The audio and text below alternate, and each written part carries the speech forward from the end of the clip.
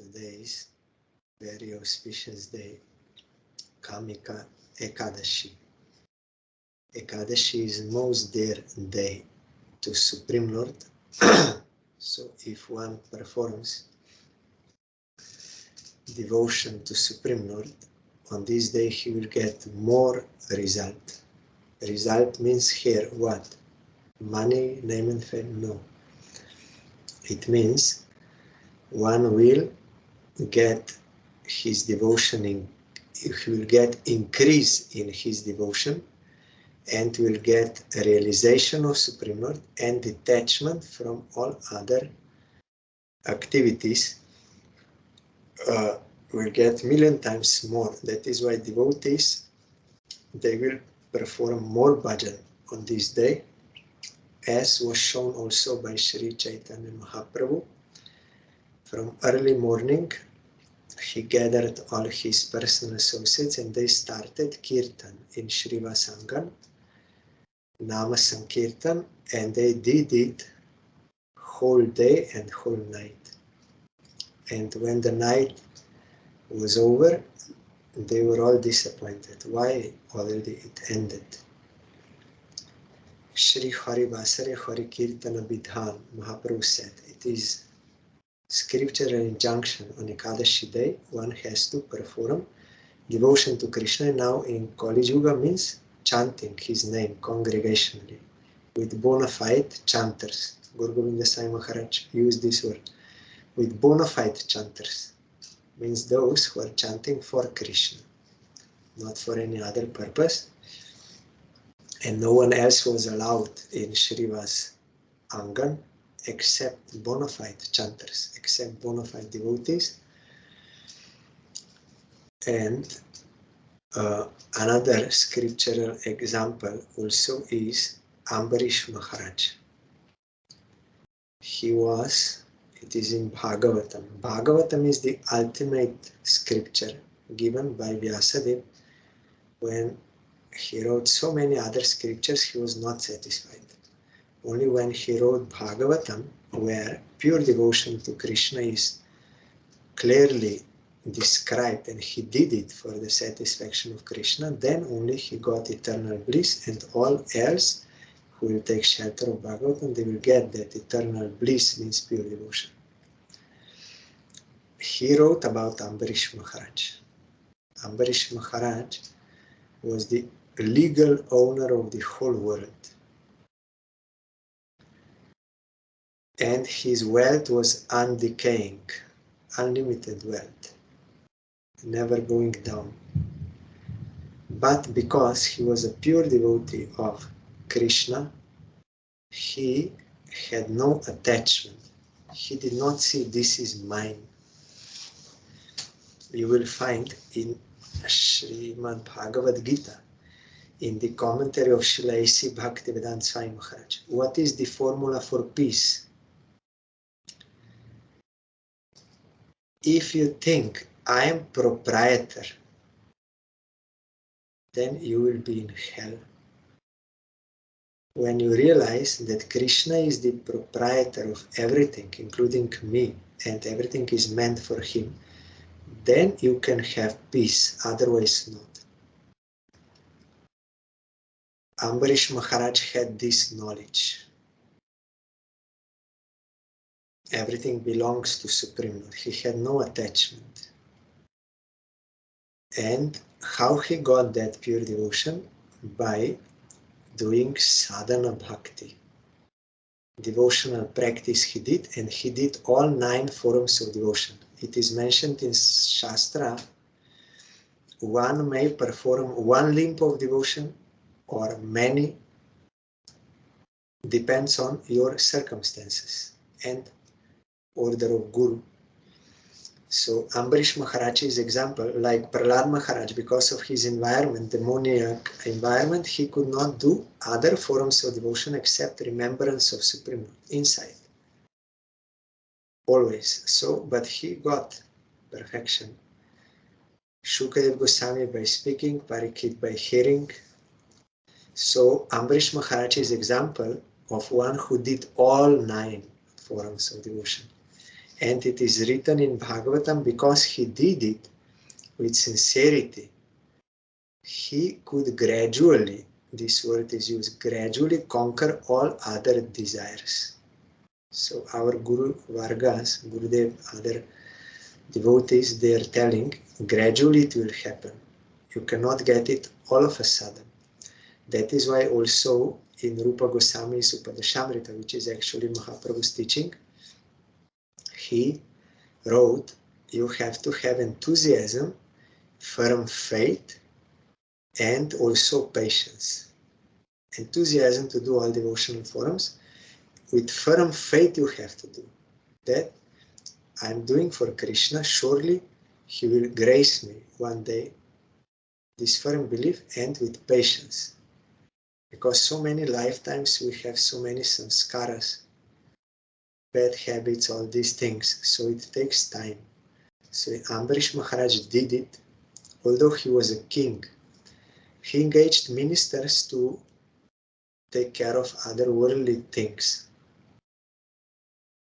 His duties as a kshatriya, he gave responsibility to others.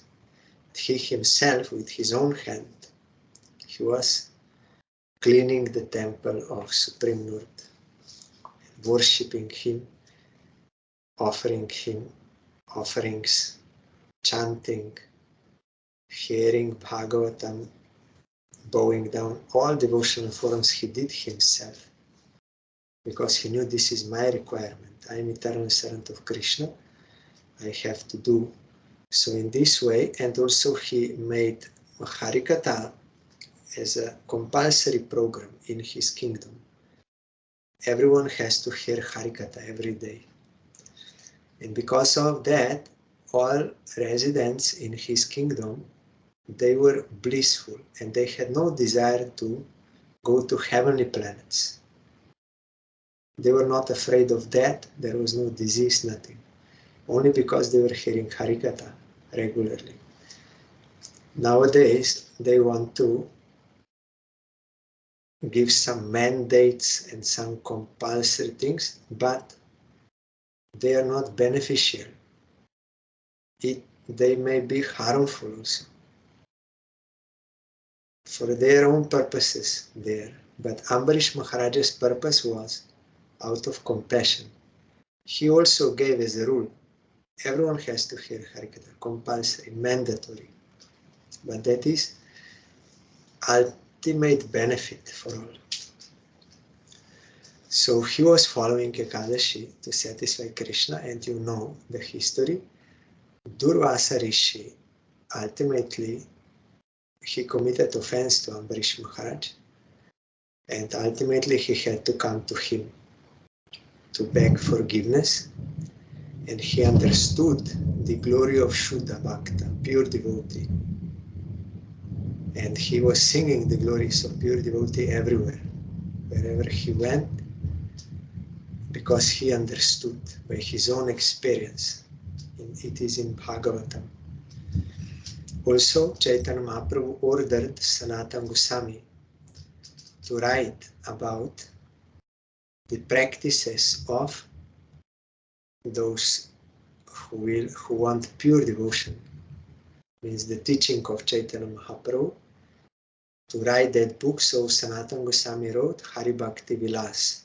There Ekadashi also is mentioned, and Sanatana Goswami wrote that verse by the inspiration of Chaitanya Mahaprabhu, that on Ekadashi day one has to give up all sinful activities, all kinds of enjoyments, unnecessary enjoyment.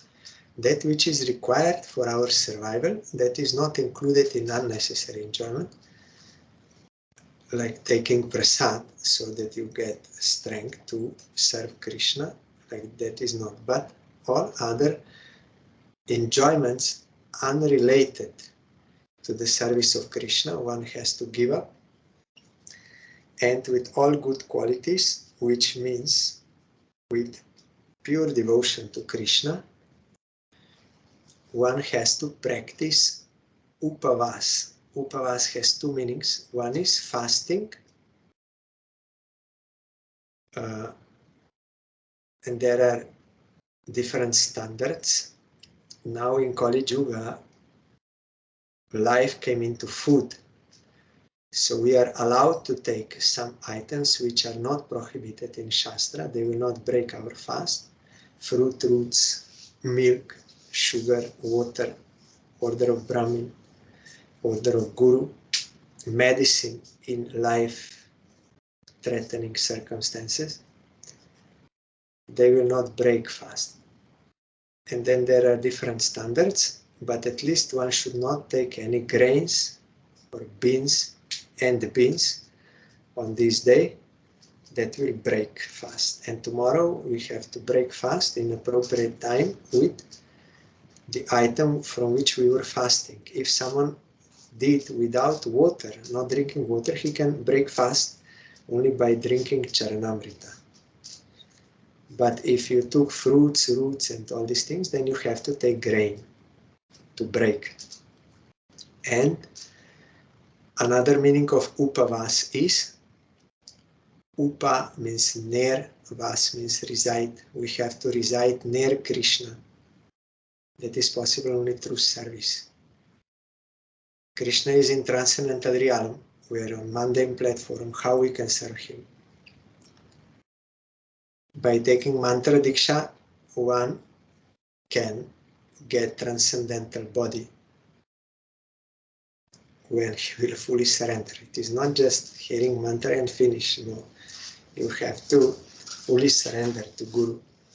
Engage yourself in the service of Krishna, then you will realize your eternal transcendental form. With that transcendental form in transcendental realm, you can serve Krishna.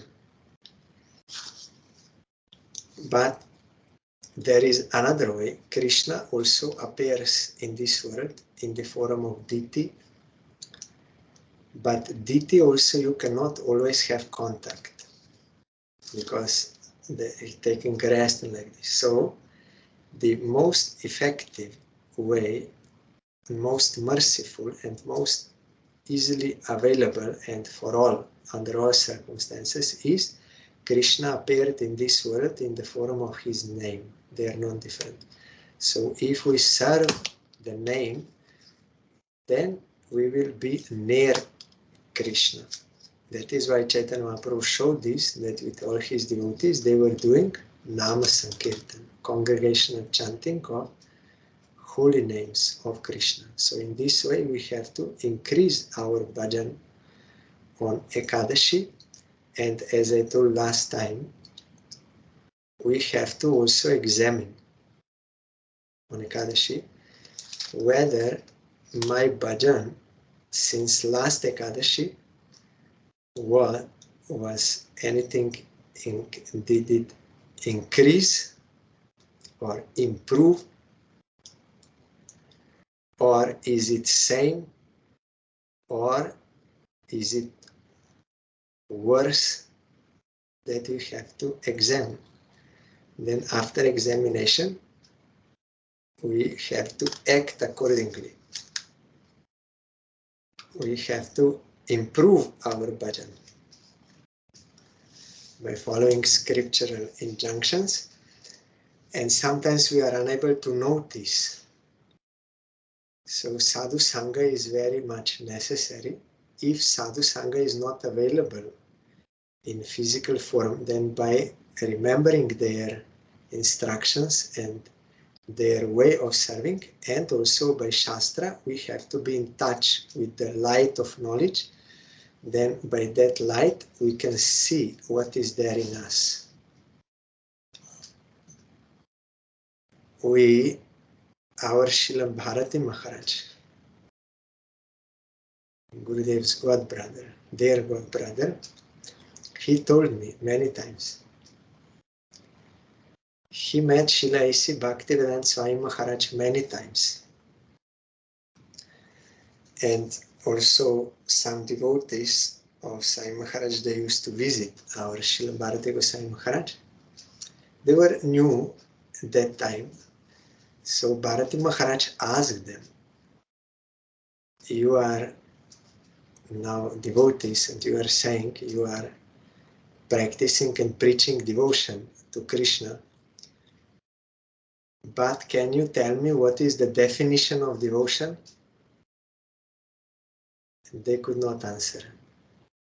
Bharati Maharaj told. They could not answer. So we have to see how devotion is defined by Rupa Goswami and Narad Goswami. In Bhakti Rasamrita Sindhu, Rupa Goswami wrote this book on the order of Chaitanya Mahaprabhu. It is Chaitanya Mahaprabhu's book. So we have to know what is the definition of devotion. Otherwise, we may not do devotion in the name of devotion. Sarva padavi nirmuktam tat paratena nirmalam hrishikena hrishikesha sevanam bhakti ruchyate. This is first definition. From Narad Pancharatra. Sarva padavi nirmuktam. One has to be released from all kinds of worldly egos. There is also one mantra Chaitanya Mahaprabhu uttered. We have to utter that mantra before doing deity worship. Otherwise it will not be proper service. First you have to have your proper determination of self. There it is, Mahaprabhu told, I am not Kshatriya, I am not Brahmin, I am not Shudra, I am not this, I am not Vanapara, nothing. I am eternal servant of Krishna, who is the master of the gopis. Not only not his servant directly, but servant of a servant of a servant of Krishna. So with that attitude, we have to perform deity worship. Otherwise it will be karma, not bhakti. If with worldly egos, with worldly pride, I am from such family. In Shastra it is mentioned 4 kinds of possessions are making us proud. In Shastra it is stated, if one is born in some high-class family, that will make one very proud.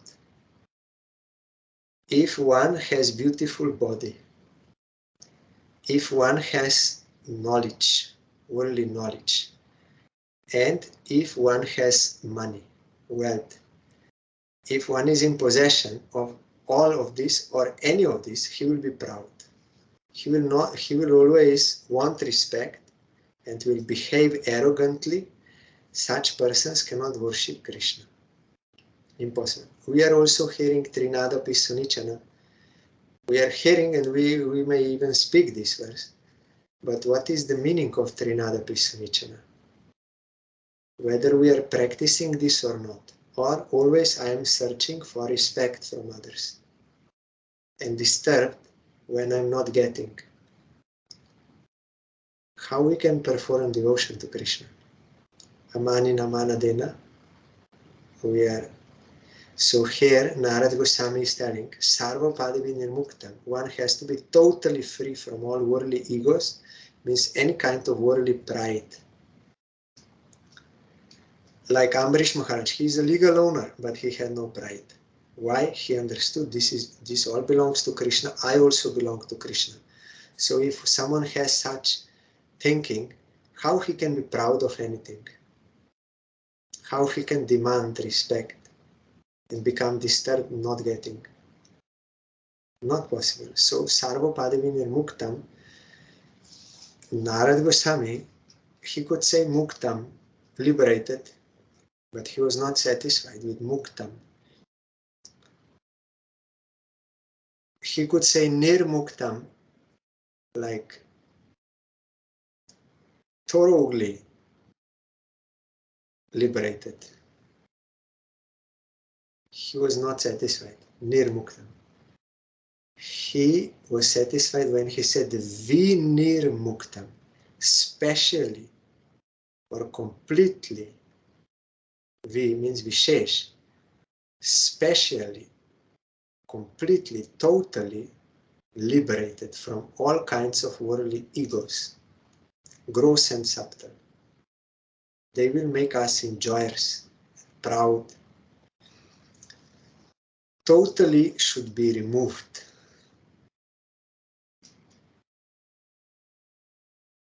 Any kind of pride. And that is not enough. Jnanis also, they will release their worldly egos, but by that they will not be pure. Purity means something is in its natural state. If there is some cover, some dirt, that will be impure. When you remove everything and the thing is in its natural state, that is purity. Definition of purity. So if Jiva does not understand that she is eternal servant of Krishna, she cannot be purified. That is pure state. This realization, I belong to Krishna, I am his eternal servant, that is pure state of Jiva. So Jnanis, they don't have such a realization. They think I am supreme, so how? I am spirit, I am not this matter, I am supreme reality. That is not correct identity. We are eternal servants of Krishna, so Tat Paratvena Nirmalam. When one will understand he belongs to Tat, that is supreme Lord, then he will be Nirmal, pure, without any dirt. Otherwise, to identify yourself with Brahma or Paramatma, that is dirt. It is dirt. It is dirty thing. We are eternal servant of Krishna. So, then when one will have such a realization, and then Hrishikena Hrishikesha Sevanam, he will engage all his senses in the service of the master of the senses, that is Krishna, Hrishikesh. That will be called as bhakti, bhakti ruchyate. Hrishikena Hrishikesha Sevanam, serving him, that is bhakti. Bhakti uchyate, that is bhakti. So whether we are actually doing bhakti, we have to examine by this definition, or we are keeping pride and demanding respect and becoming disturbed when not getting. Ambarish Maharaj was not like that. Then we can engage. Otherwise, if we keep our worldly egos, and we may do outwardly some like devotional practice service, that will be karma. It will not be devotion. Like our Gurudev gave that example, that marriage party, they rented a boat to reach the party will reach to the bride's house. So they came to the boat, and during night time they will that boat should reach on next day morning to that place. So they paid the boatman, and he said, yes, I will take you there. And they were partying on boat, they were drinking, eating, everything. They slept, and in the morning when they woke up, the light came, sun came, then they saw they're in same place as they were. Then they rebuked boatman. Why you didn't take us to that place? He said, I don't know what happened. I was rowing whole night. I don't know. Then he noticed that he forgot to pull out the anchor. Hook is there. So although you may do so many things, but you will not go anywhere. Like that, keeping worldly ego is like keeping anchor in this world. I am of this world. So whatever you will do, it will go to that ego, that result. It will not be service of Krishna. Then another definition, it is by Rupa Goswami, Anya Bilasita Shunyam, Jnana Karma di Anavritam, Anukulena Krishna Nushilanam Bhaktir Uttama. You have to be free from all other desires. You have to be free of cover of karma, gyan, yoga, etc. Means those targets for getting worldly benefits, or for getting liberation, or for getting mystic powers. Because devotees, they may sometimes do that karma and jnana and yoga to maintain themselves, but they should not do for those targets. Then it will be covered, so that will not be devotion. But they may be used to assist devotion. So that is why here it is mentioned anavritam. It should not be covered. It should assist. It should be subordinate, not top. And Anya Bilasita Shunyam Jnana Karmanya Anavritam Anukulyena Krishna Nushinam. You have to serve Krishna in a favorable mood, means to only for his satisfaction. That is under the guidance of pure devotee. Otherwise, how we can know what Krishna wants, what he likes, what he dislikes? We cannot know. His devotees, they know. Like if I am secretary, now Srila Bodhayan Maharaj engaged me as his secretary, so I could know when he's doing certain his practice, when he's free, when he's writing like this. So I could tell others, yes, you come at that time, or like this. Because I was there, I could know. But others, if they go by their own whimsically, they may displease Maharaj. So, but if they follow the one who was engaged for this service, then they will please. So this servant is not obstacle; it is helping for our service. So like that, we are thinking, why I have to be under someone? I want to serve Krishna. That is our foolishness. We will not lose by being under the guidance of his own persons. We will gain, not lose. But because we are proud, we think like that. But that will not be service of Krishna. So Krishna is always with his paraphernalia. They are serving him. They know everything. We have to take shelter of them. Then we can do favorable service to Krishna. What Krishna wants and at what time, everything. We will not be losers. We will be gainers by being under their guidance. That is called bhakti, pure bhakti, uttama bhakti. It means pure devotion. So this definition we have to know, and we have to try and be aware of these things. Otherwise we may do with pride. And so one time I said to Srila Bharati Goswami Maharaj in Mayapur, he was in his room, I was also with him, and he was just putting tilak, sitting on asana.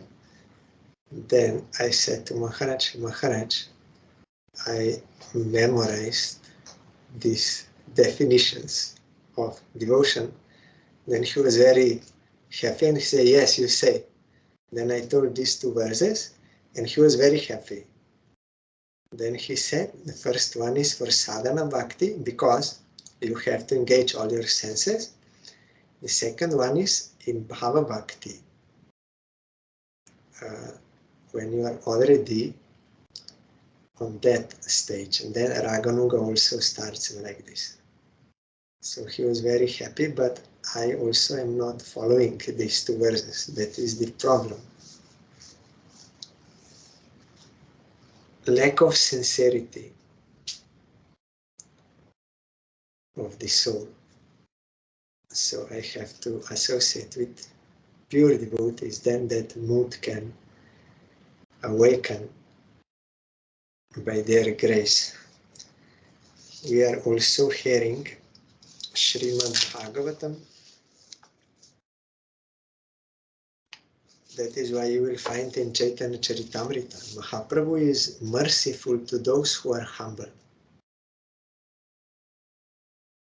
You may not have money or any worldly qualification. This is not important in devotion. What is important in devotion is sincerity of heart. Sincerity of soul. Not worldly sincerity, like he's saying right price. For milk, he will give right price, he's sincere. That is okay, that is good, moral. But sincerity of soul means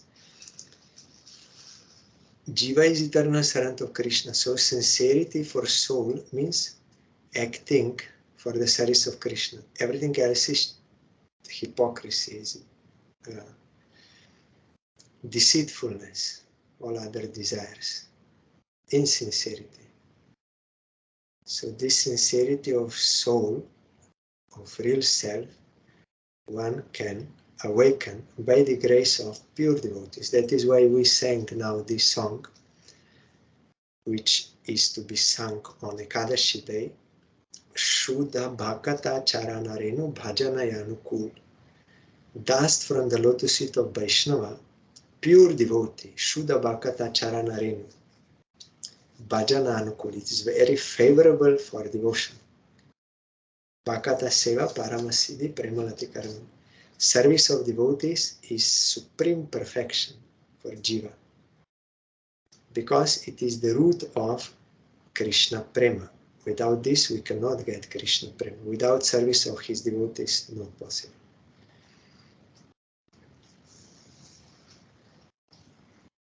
Madhavatiti Bhakti Janani. This Ekadashi Titi and other days in relation to Supreme Lord, appearance, disappearance of Vaishnavas, appearance of Supreme Lord like this. Bhaktivinoda Thakur saying, I am following this very carefully. Why? Because they are Bhakti Janani, they are mother of devotion. If one will observe them, his devotion to Krishna will awaken. So we are hearing SRIMAD BHAGAVATAM is one of the principal devotional forums. We heard that when Brahma, from his 4 heads, 4 Vedas appeared, and within them there is spiritual knowledge about transcendental realm, as well as worldly knowledge, which is to assist the cultivation of spiritual knowledge. Otherwise it is disassociated.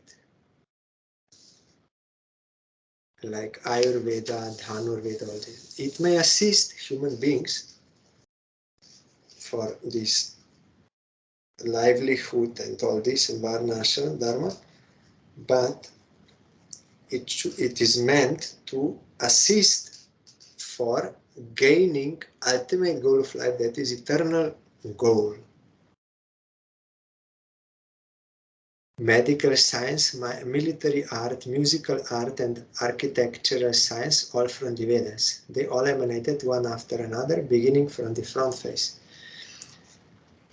One year, I think it was 2008 or something, one French lady, she met one devotee in France.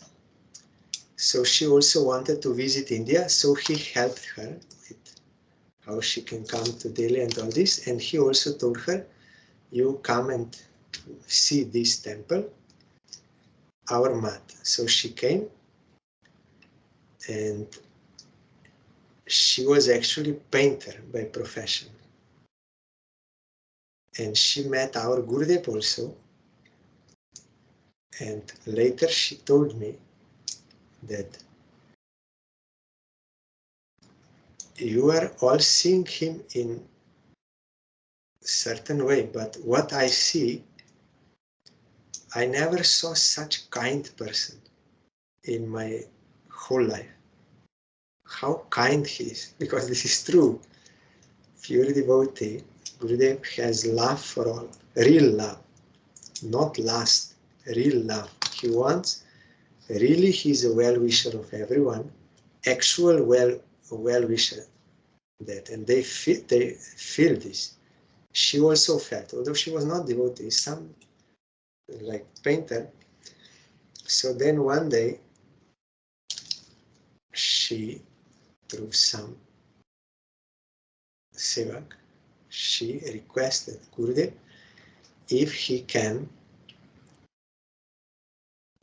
give certain, if he can give some guidance how she can nicely paint the essence of this nature and all this. Then Gurudev told, if you want to paint nicely, then you should go to some painter, expert painter. But if you want to know something about spiritual world, then I can tell you. So to define her, what is the point here? So then also she told me in the room, I can believe in God, but also I have some doubt. If I could see God, then I would firmly believe in Him. But I'm not saying so. Also I have some doubt, but I'm open to this idea, belief in God. So then after that, means in the evening darshan, I did not say anything to Gurudev. She only came, Gurudev asking, how are you? And then her, okay? Then Gurudev told her, I was there, sitting by the side of Gurudev. Gurudev directly means saying, looking at her, you cannot see him with these material eyes. With spiritual eyes you can see him. He is equal to all. He is our real father. He is the father of all. Every child has a right to call his father. So you call him by his name. Everyone has this right. You call him. By calling him, you will be able to see him by your spiritual eyes. How Gurudev knows what is in her heart? Because Gurudev is Antarjami. He's one with Supreme Lord. He knows everything. Krishna is in the heart of everyone. He knows everything. And everything is revealed to Gurudev. So he directly, and she became very inspired. Why? Because Gurudev is realized. So he's seeing Krishna. He's speaking from his own experience, not theoretically. So then she started chanting. In the morning, 15 minutes, and evening 15 minutes. Chanting Mahamantra. That was not her purpose for coming to India, but by Supreme Lord's desire, as Gurudev told, she also came there, and she became inspired by getting association of pure devotee. She became inspired to worship Supreme Lord. So association with devotee is favorable for bhajan. So these arts and all this, if they can assist for our spiritual goals, they are accepted. But they should not be disassociated with ultimate goal of life. Itihasa Puranani Panchamam Vedam Ishvara Sarvebhya Eva Vaktrebhya Sastrija Sarvadarshana. Then he created the fifth Veda, the Puranas and the Itihasas, here is histories, from all his mouths, since he could see all the past, present and future. Gurudev can see, Krishna can see, past, present, future. So also, I remember it now, this lady, same, this French lady, painter. Some days after, again, Gurudev asked, how are you? Then she said, I am feeling sad. Then Gurudev looking at me and he said, why? I said, I don't know. Then Gurudev saying, some mental problem. Then I said, maybe, I don't know. Then she said, I also don't know, but I'm feeling sad, she said. Gurudev asked, why you are sad?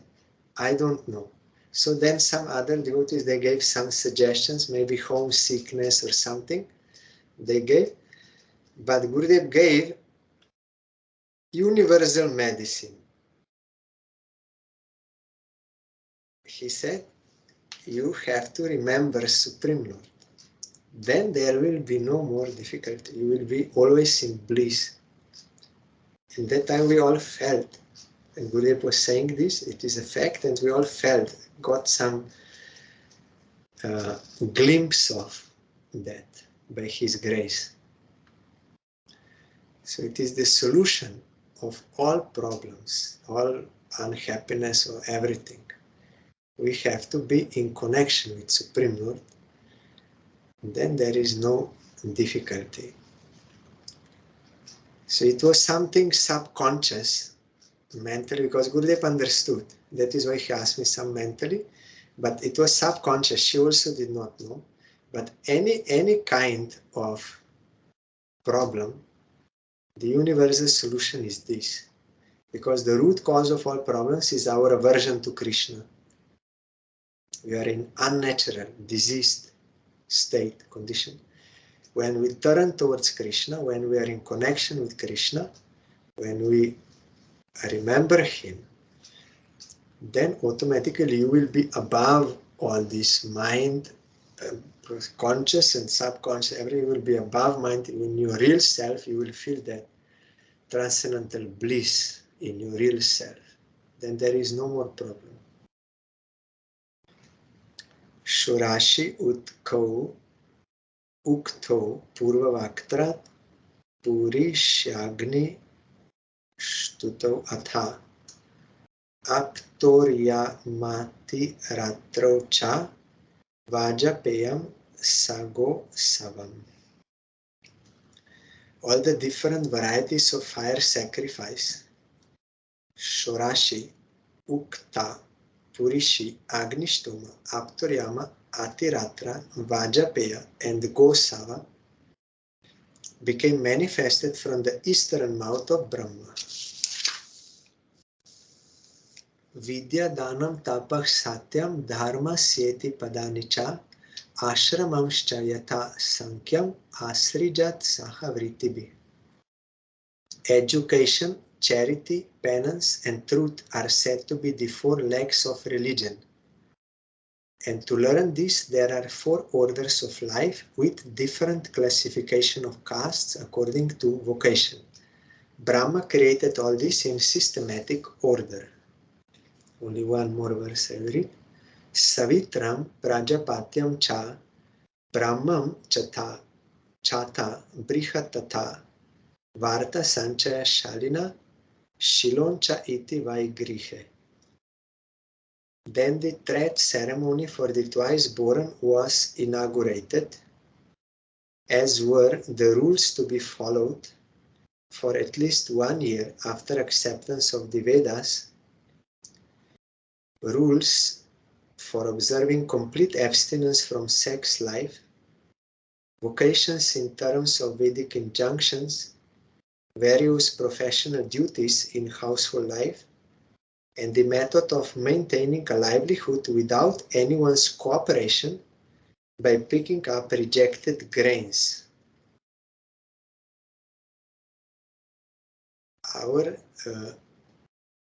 When I got this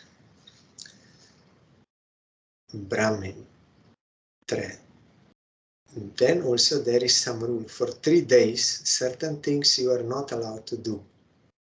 Here it is mentioned for at least 1 year after acceptance. I remember, maybe because of Kali Yuga,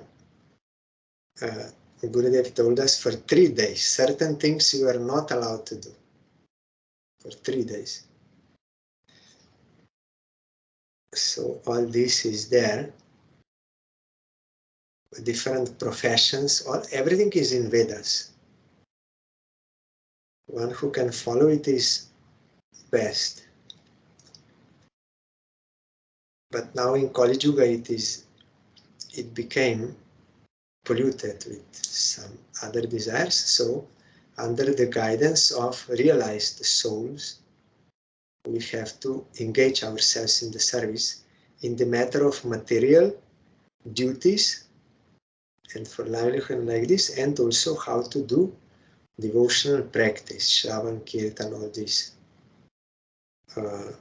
according to present age, Kali Yuga.